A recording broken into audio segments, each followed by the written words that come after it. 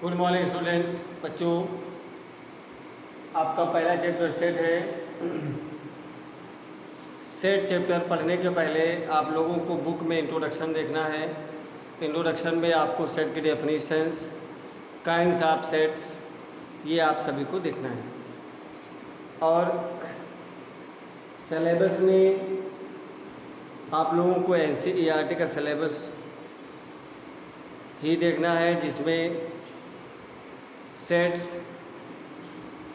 Relation and function, trigonometric function, straight lines, introduction of 3 dimensional geometry, statics and probability, इतना आपको math first में पढ़ना है। ये पेपर आपको मैं आरपी सिंह आपको पढ़ाऊँगा। आज आप सबसे पहला चैप्टर फर्स्ट सेट्स आप उसको पढ़ेंगे। सबसे पहले आप ये जान लीजिए सेट क्या है, उसकी डेफिनेशन आप ध्यान से समझिए। लिखा है any well defined collection of objects which are different from each other and which we can see or think of this called a set. Well defined means an object of set, whereas जैसे हमने आपसे कहा कि किताब यानी book, copy, sheet, bench, pen, pencil, these are elements used in a class। एक class में ये सभी ऑब्जेक्ट यूज होते हैं, तो ये वेल डिफाइंड हो गया। लेकिन अगर यही बात हम आपसे कहें इन्हीं ऑब्जेक्ट में आपको हम एक ऐसा ऑब्जेक्ट बता दें जो इसमें यूज ना हो, जैसे ये सब ऑब्जेक्ट है उसी में हम कह दें काऊ, बफेलो, तो ये अलग हो गया, तो ये वेल डिफाइंड नहीं हुआ। वेल डिफाइंड का मतलब आप समझे, जो ग्रुप है वो ग्रुप बिलोंग करता हो सेट से। जिस सेट को हम ले रहे हैं, जैसे पढ़ने के ऑब्जेक्ट है, सब स्टडी मटेरियल है, तो वहाँ पर उन्हीं से रिलेटेड हो, उसे वेल डिफाइंड कहेंगे।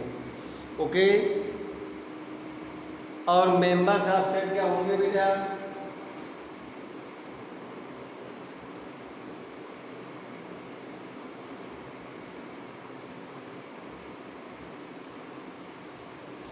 जो हमने आपको एग्जाम्पल बताया है उसी के, जैसे बुक,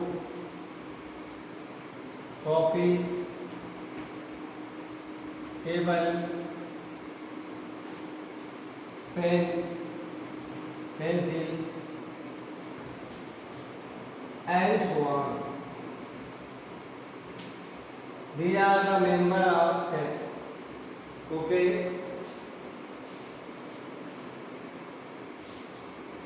जो पहला चैप्टर आपका है उसमें पहला क्वेश्चन लिखा हुआ है which are the following are sets. आपको स्टेटमेंट लिखे गए हैं और ये पूछा जा रहा है कि ये स्टेटमेंट सेट है कि नहीं। इसमें जैसे आपको बता दें, पहला पार्ट है the collection of almonds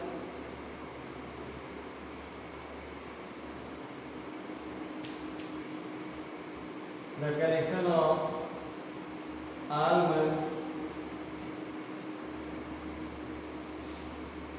of a year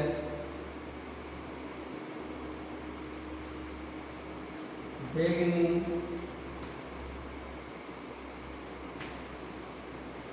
with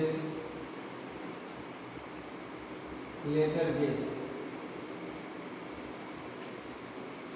यानी collection of all months of a year, 1 year के ऑल मंथ्स वो लिखने हैं जो जे से शुरू होते हैं जिनका नाम, तो देखते हैं लिख करके। जनवरी, जून एंड जुलाई, ये कलेक्शन ऑफ जो मंथ्स हैं ये सेट है। ओके, और मैं इसमें बहुत से पार्ट्स लिखे हैं बेटा। एक 7th पार्ट आप लोग देखिए, the collection of all even integers.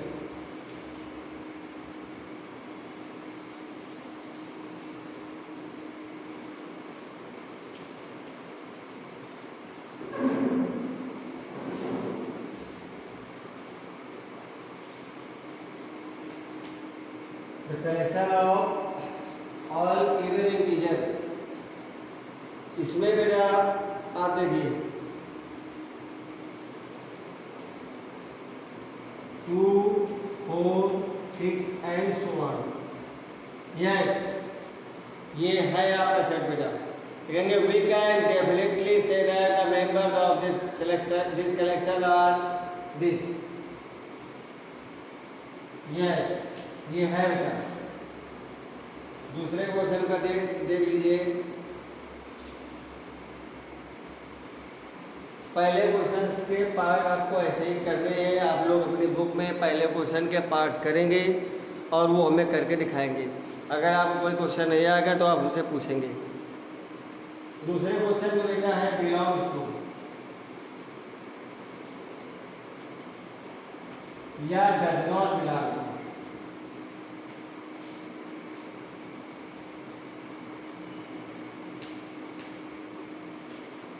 इसका सिंबल देखिए, ये बिलोंग टू है और ये डज नॉट बिलोंग टू। इसका मतलब है the element is in the present in the set. अगर एलिमेंट सेट में प्रेजेंट है तो वो बिलोंग्स टू है, नहीं प्रेजेंट है तो डज नॉट बिलोंग टू है। जैसे एक सेट लिखा हुआ है 2, 3, 5, तो आपसे कहा जाएगा 2 और यहाँ फिर द गैप, तो 2 बिलोंग टू ए। अगर कहा जाए 6 डज नॉट बिलोंग टू ए, 6 ए में नहीं है। दूसरे क्वेश्चन के सभी पार्ट आपको ऐसे ही करने हैं बेटा। बहुत ही सिंपल क्वेश्चन है। आपको बता दें roster form,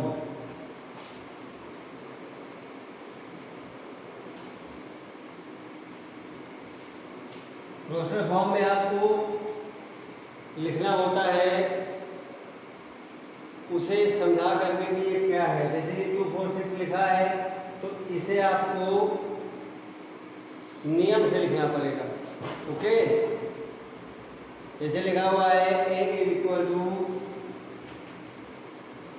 x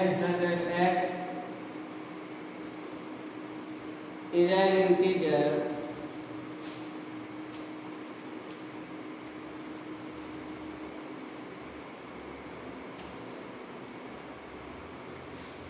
and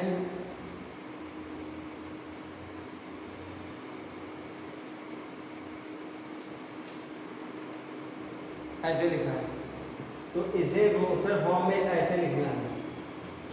okay, ये रोस्टर फॉर्म है और ये सेट बिल्डर फॉर्म है। देखिए कैसे लिखेंगे। अब आपको जो सेट लिखना है -3 से आगे बढ़ना है,